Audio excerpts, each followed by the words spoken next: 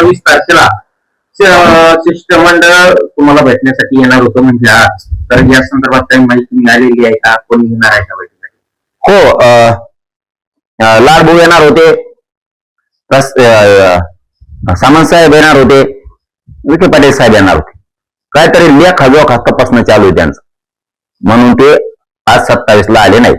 मी त्यांना स्पष्टपणाने सांगितलंय, विखे पाटलाला, लाडभाऊला मी लिहून पाठवले मागण्या.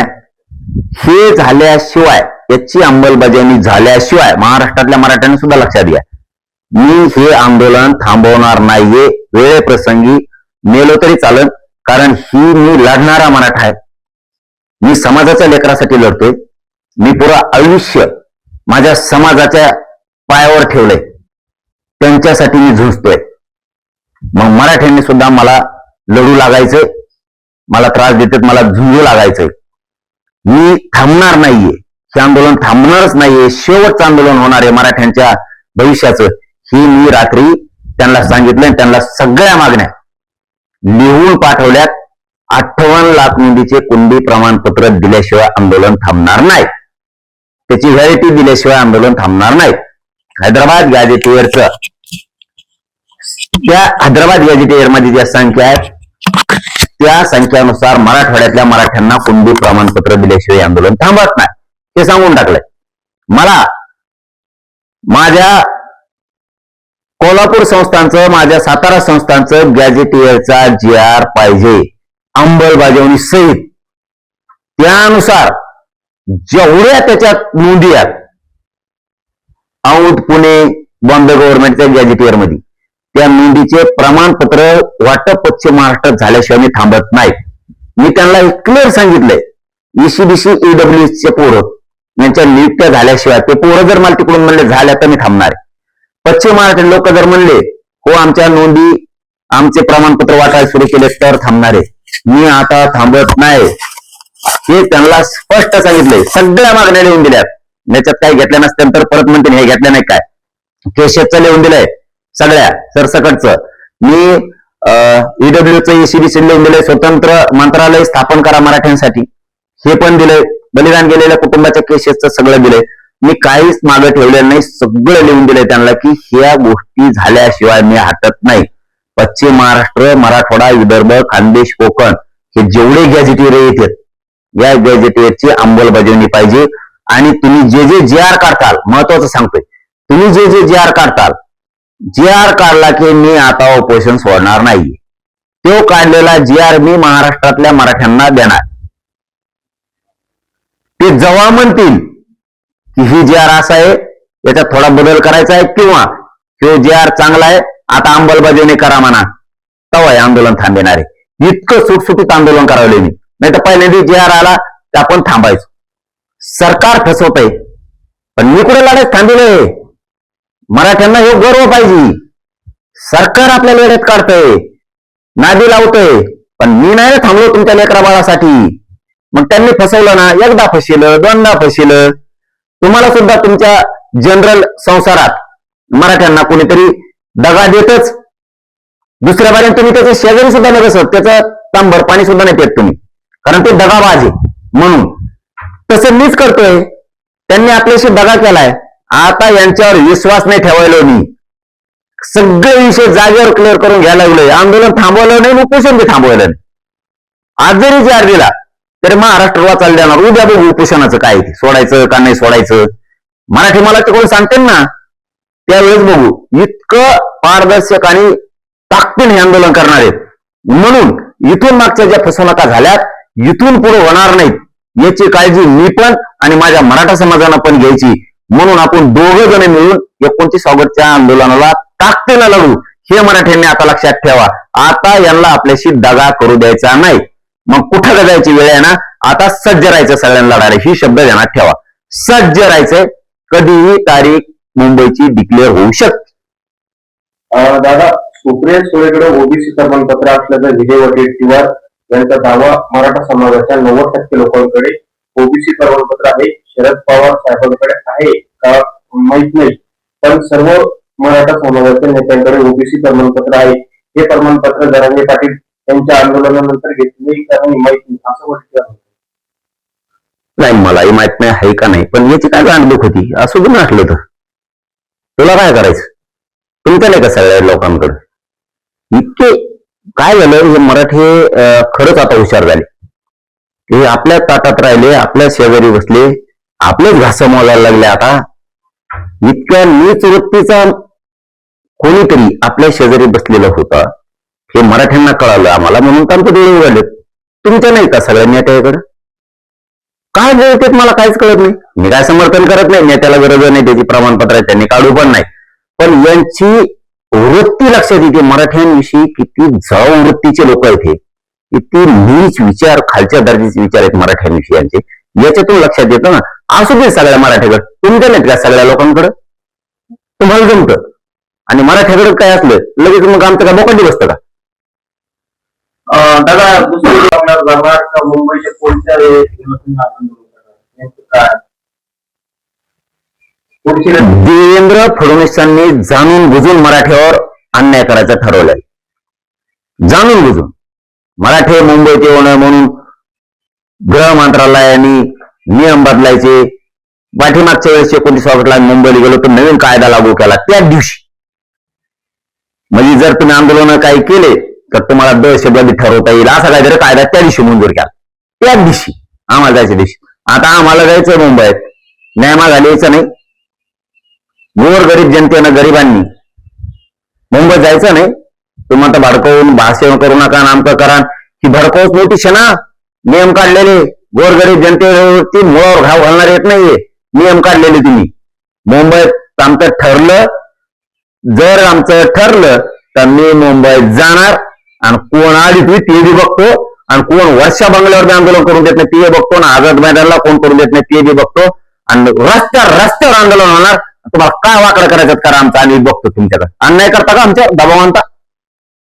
आम्हाला कशामुळे तुम्ही चिडवायला लागलात, कशामुळे आमच्या गोरगरीब मराठ्यांच्या लेकराचा तळतळाट घ्यायला लागलात तुम्ही. ते मराठी कच्चे समजता का. आम्ही आमच्या मर्यादेत होतो की शांततेची मर्यादा सोडायची नाही. तुम्ही जर प्रत्येक वेळेस आम्हाला डोचणार, आमच्या काळजात घाव करणार तर तुमच्याकडे बघतच बरं कोण कोण आली ती तुम्हाला कळते मराठी बी. बघा तुम्ही आता 40-45 लाख गाड्या मुंबईत घुसणार आहे.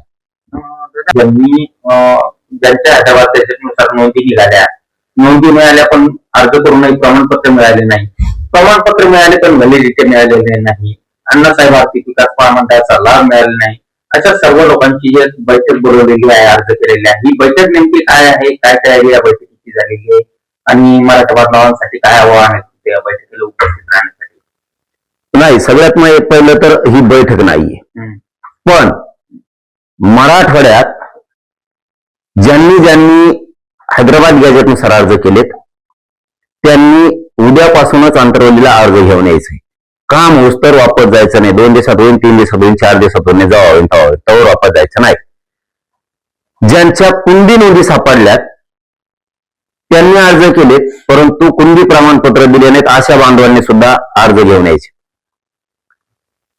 तिसरा विषय याच्यातला असा आहे की ज्यांच्या कुंडी नोंदी सापडल्यात त्यांना प्रमाणपत्र दिलेत पण व्हॅलिडिटी दिले नाहीत त्यांनी सगळ्यांनी अंतरवाली द्यायचे. विषय 3 आहेत. मराठा समाजाने लक्षात ठेवा.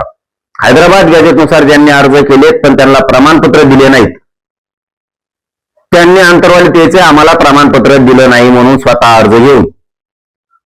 ज्यांनी हैदराबाद गॅजेटनुसार कुंडी प्रमाणपत्र मिळाले पण व्हॅलिडिटी दिली नाही अशांनी सुद्धा अंतरवालीत यायचंय.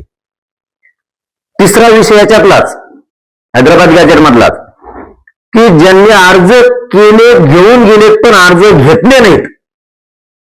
कोणत्या अधिकाऱ्यांनी घेतले नाहीत, अर्ज केला होता त्यांनी अर्ज घेऊन अंतरवाली यायचे. हे हैदराबाद गॅजेटचे 3 विषय सांगितले तुम्हाला. क्लिअर.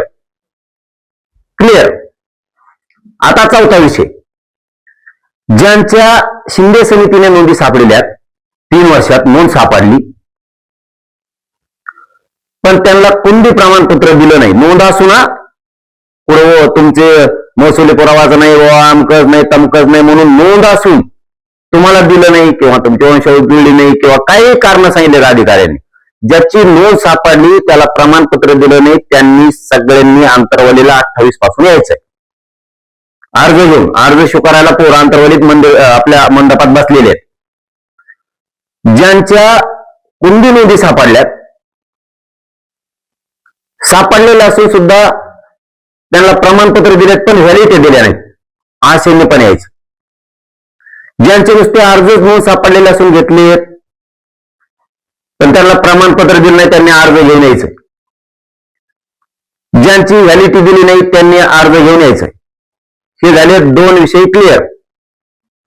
हे विषय सांगतोय पुन्हा एकदा की ज्यांच्या नोंदी सापडल्यात, ज्यांच्या कुंडी प्रमाणपत्र दिलेत, ज्यांच्या कुंडी प्रमाणपत्र दिलेत त्यांची व्हॅलिडिटी दिल्या नाहीत, ज्यांच्या नोंदी असून त्यांचे अर्ज स्वीकारले नाहीत, अशा लोकांनी म्हणजे मराठवाड्यातल्या सगळ्या मराठा बांधवांनी, विदर्भातल्या सगळ्या मराठा बांधवांनी, गावागावातल्या कानाकोपऱ्यातल्या, खानदेशातल्या गावागावातल्या माणसांनी, कोकणातल्या गावागावातल्या माणसांनी, कानाकोपऱ्यातल्या, पश्चिम महाराष्ट्रातल्या गावागावातल्या घराघरातल्या माणसांनी ज्यांना कुंडी नोंदी असून सुद्धा प्रमाणपत्र दिले नाहीत, प्रमाणपत्र दिलेत पण व्हॅलिडिटी दिले नाहीत, यांनी घरी राहायचं नाही. या संधीचा आता सोनं करा. कारण मी तुमचे प्रमाणपत्र तुमच्या व्हॅलिडिटी अंतरवाली जागेवर द्यायला लावणाऱ्या मंत्र्यांना हे मराठ्यांनी शब्द लक्षात ठेवा. घरी बसून लेकरांचं वाटोळं कोणी होऊ देऊ नका. ही पिढ्याना पारचं कल्याण आहे. हे विषय तुम्हाला आता क्लिअर केले. आता विषय ज्या पोरांच्या एसीबीसी आणि ईडब्ल्यूएस मधून निवडी झाल्यात आणि निवडी झाल्या असून त्यांना नियुक्त्या दिल्या नाहीत अशा सगळ्या पोरांनी अर्ज घेऊन अंतरवालीतेचं नियुक्त्या यांच्या बापाला द्यायला लावतो.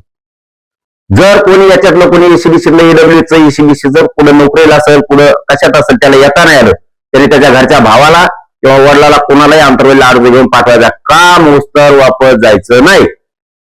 हे विषय क्लिअर. ज्यांचे अण्णासाहेब पाटील विकास महामंडळाच्या अंतर्गत व्याज परतावे थांबलेत त्यांनी अर्ज घेऊन अंतर्गत द्यायचं. महाराष्ट्रभरातल्या पोरांनी येथे लांब असून जवळ असो काय विचार नाही करायचा. आम्ही आणेल ते पुन्हा मी बोलून देणार नाही काय झालंय म्हणून आणि का झालं नाही म्हणून. तुम्ही सगळ्यांनी अंतर्गत अर्ज येऊन घेऊन बसायचे. 28 ऑगस्टला दिवसभर रात्रभर पूर्ण अर्ज स्वीकारणार आहे.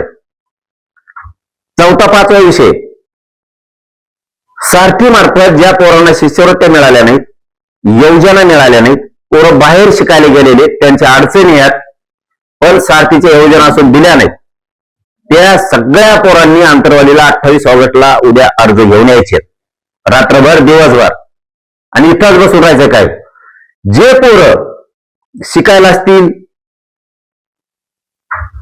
सारथी मार्फत किंवा अडी अडचणीच्या नुसार त्यांच्या येऊ शकत नसतील विद्यार्थी किंवा विद्यार्थिनी त्यांच्या वडिलाला पाठवा किंवा तुमच्या भावाला पाठवा. महाराष्ट्रभरातले सांगतो हे पण विषय महाराष्ट्रभरासाठी हे विषय आपल्यासाठी खूप महत्वाचे आहेत.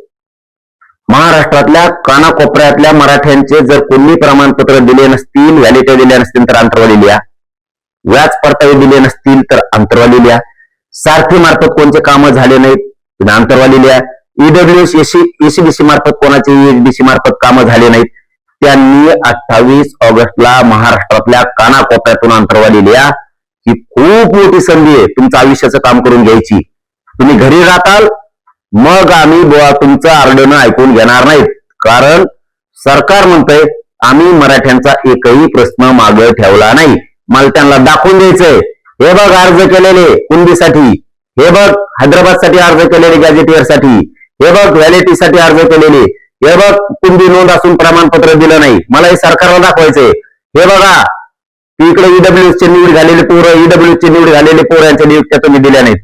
हे बघा व्याज परतावे राहिलेले पोरं, ते म्हणतात काहीच राहिलं नाही व्याज परतावे राहिलेले पोरं. हे बघ सारथी मार्फतचे जे पोरं शिकायला गेले शिष्यवृत्ती मिळाले नाहीत, एनआयएसचे पोरं आहेत, असे तसे जे असतील कुणाचे हॉस्टेल नाहीयेत हे पोरांना म्हणणार हे बघ हे पोरं आहेत सरकारला सांगणार कर आता का. म्हणून ही खूप संधी आहे.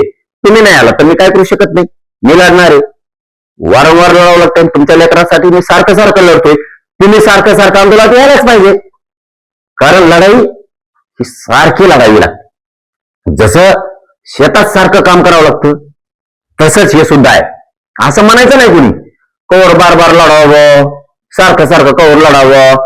मी म्हणतो का तुमच्या लेकरा बाळासाठी मी बार कवर लढू बा, मी सारखं कवर लढू बा. तुमच्या लेकरा बाळासाठी मी सारखं लढतोय. बार बार लढतोय, तसं तुम्ही सारखं सारखं यायचं, बार बार यायचंय. हे लक्षात ठेवा. आपले छत्रपती शिवराय एकदाच लढले नाही, सारखे सारखे लढलेत म्हणून आपल्या सुखाचे दिवस आले. नोकरीला जा तुम्ही, तुम्हाला नोकरी लागल्यावर तुम्ही एकच दिवस जाता का? रोज जाता, सारखं सारखं बार बार जाता? सारखं सारखं रोज बार बार जावं लागतं, नाही नोकरी टिकणार नाही तुमची. तुम्ही एखादा व्यवसाय टाकला, तुम्हाला सारखं सारखं व्यवसायावर जावं लागेल, सारखं सारखं तुम्हाला बार बार व्यवसायावर जावं लागेल, तर तो व्यवसाय चालत नाही तर बंद पडून जाईल. मराठ्यांनी हे लक्षात घ्या. तुम्हाला शेतात सुद्धा जायचं असलं तर सारखं सारखं शेतात जावं लागेल, बार बार शेतात जावं लागेल, तर शेत आहे, तर लक्ष्मी टिकणार आहे, तर तुमच्या घरात लक्ष्मी नांदणार आहे. तुम्ही एकदा शेतात जाणार आणि पुढच्या वर्षी पुन्हा डायरेक्ट जाणार तर ते परत पडणार आहे. जशी नोकरी जाणार आहे तुमची, तुम्ही नाही गेल्यामुळे ड्युटीला. ही सिस्टम आंदोलनाची. आपला लढाऊ समाज आहे, आपण लढायचं, संकटाला तोंड द्यायचं, संघर्ष करायचा आहे. सारखं सारखं कवर जायचं, सारखं सारखं बार बार काय द्यायचं, हे मराठ्यांनी तोंडाचा शब्द काढून टाकायचा. वारंवार सातत्यानं सारखं सारखं लढायचं, बार बार लढायचं, तेव्हा लेकराचं कल्याण. कारण जात लढणारी आहे, कोणाला भेणारी नाही. हो, लढायचं, सगळ्यांनी संघर्ष करायचा, सगळ्या संकटाला तोंड द्यायचं मराठ्यांनी. मी देतोय सगळ्या संकटाला तोंड, सरकार मला त्रास देत आहे. आता मुंबई येऊ नये म्हणून नोटिसा काढल्या, त्रास द्यायला लागले. नोटिसा म्हणजे मला नाही, ती काय गृह विभागाने म्हणजे देवेंद्र फडणवीसनी काय नोटिसा काढल्यात की मराठ्यांनी मुंबईत यायचं नाही, भाजी शिजायची नाही, भात शिजायचा नाही, फक्त आझाद मैदानावर करायचं, इकडेच यायचं नाही, तिकडेच यायचं नाही. बेडी तो का देऊ की तू बेडी तो काय मराठ्याला देऊ ना की तू भाऊ बा. तू मुंबईची तारीख डिक्लेअर होते, मग कळून तुला मराठी कसे मुंबईत येते. मराठ्याने सावध व्हा, तुमच्या लेकरा बाळात वाटोळ करायचंय. यांना 58 लाख नोंदी कमी करायच्यात. यांना हैदराबाद गॅजेटनुसार मराठ्यांना कुणबी प्रमाणपत्र द्यायचं नाही, कारण सरकार म्हणतंय मराठी लय मोठी होतील.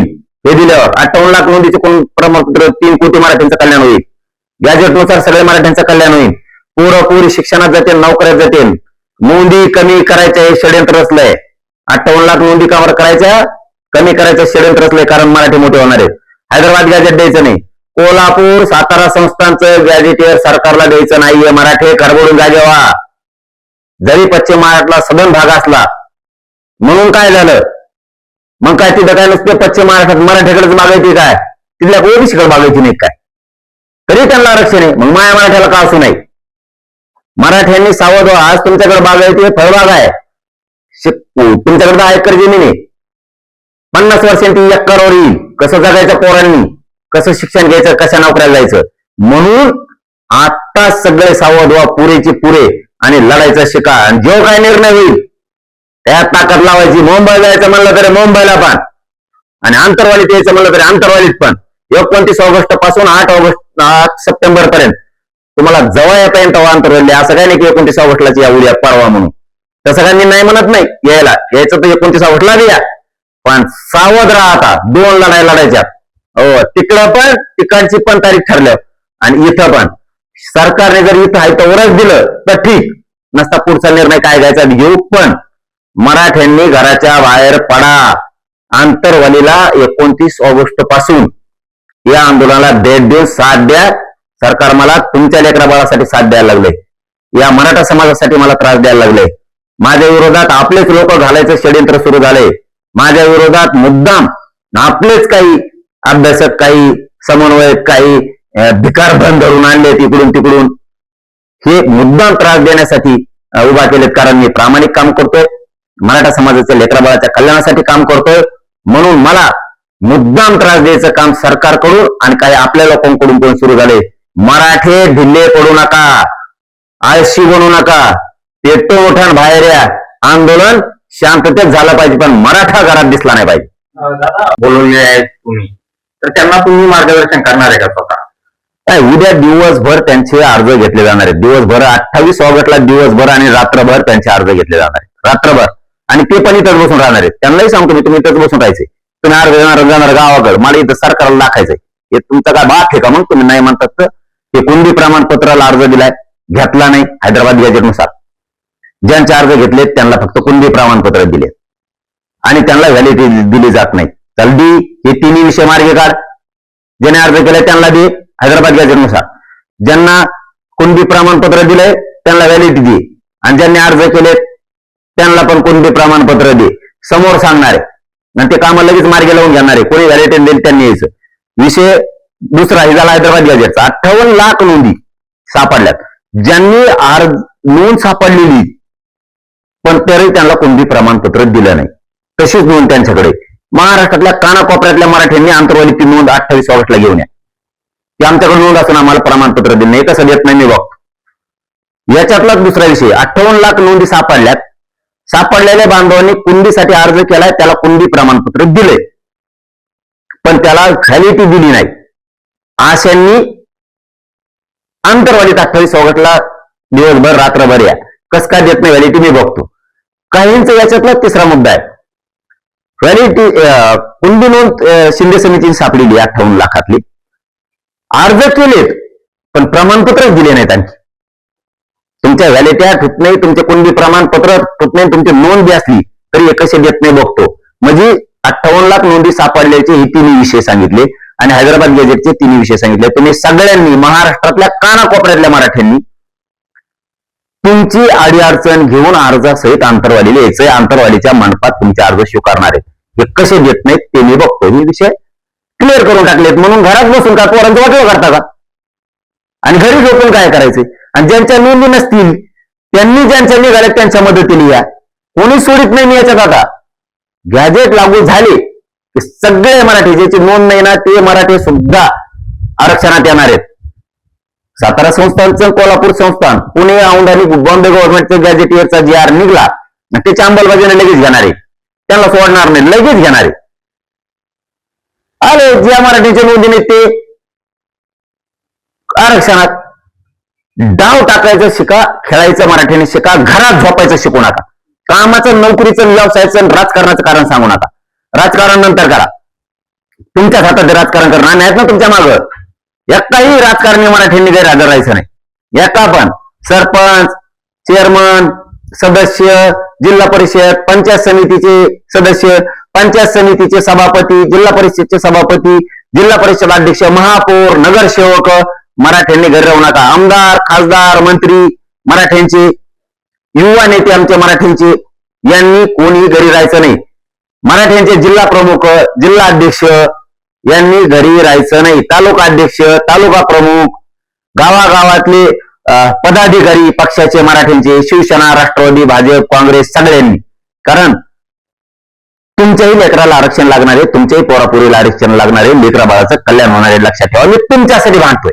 राजकारण तुम्ही नंतर करा, ते आंदोलन संपल्यावर. एकानी पण घरी राहायचं नाही. आणि याच्यातला कोणी घरी राहिला किंवा त्यांना जर पक्षाकडून, भाजपकडून फोन आला जाऊ नका, शिवसेनेकडून फोन आला जाऊ नका, राष्ट्रवादी काँग्रेसकडून फोन आला जाऊ नका, किंवा महाविकास आघाडी, महायुतीकडून फोन आला, फक्त मला सांगा करणारा कोण, न येणारा कोण. कारण त्याचं भविष्य नंतर आपल्या हातात आहे. त्याला कुठेतरी उभं राहायचंय. त्या टायमाला आम्ही सांगू तू आमच्या लेकराच्या कल्याणात टायमाला नाही आला, तो कल्याण करायच्या टायमाला निवडून आणायला मोकळे नाहीत आता.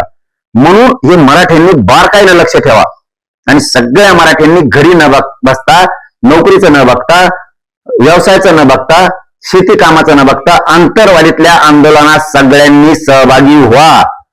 पुन्हा अशी संधी नाही, कारण हे शेवटचं निर्णायक आंदोलन आहे. या 29 ऑगस्टच्या आंतरवालीच्या आंदोलनाचं प्रत्येक घराघरातल्या मराठ्यांनी साक्षीदार व्हा. कारण कधीच तुम्हाला कोणी नाव नाही ठेवलं पाहिजे की तुम्ही मराठ्याचे असून आंदोलनात नव्हते गेले. तू काय मराठा आहे, बोलता बोलता भांडतील तुम्हाला. एका दिवस तू मराठा करतो, गेलता का आंतरवालीच्या आंदोलनाला, सांगतो मराठा मराठा, कधी ना कधीतरी उघडं पडतं. म्हणून रात्रंदिवस वेळ आहे तुम्हाला 29 ऑगस्ट पासून. फक्त आंतरवालीच्या आंदोलनाला भेट द्या. तुमच्या लेकरा बाळाचं कल्याण करायची जबाबदारी माझी.